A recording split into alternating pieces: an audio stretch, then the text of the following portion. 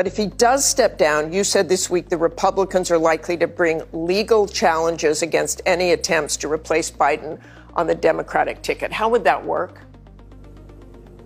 Well, these elections are handled at the state level. Every state has its own system, and in some of these, it's not possible to simply just switch out a candidate who has been chosen through the Democratic, small d Democratic process over such a long period of time. 14 million Democrats voted to make Joe Biden the nominee. So it would be wrong and I think unlawful in accordance to some of these states' rules for a handful of people to go in a back room and switch it out because they don't like the candidate any longer. That's not how this is supposed to work. So I think they would run into some legal impediments in at least a few of these jurisdictions.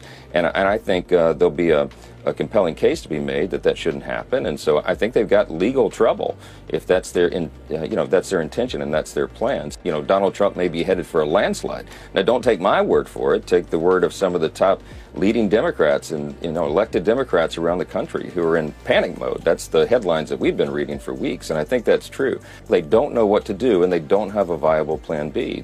Many of them don't believe that Kamala Harris is a viable candidate at the top either, and they're running out of time.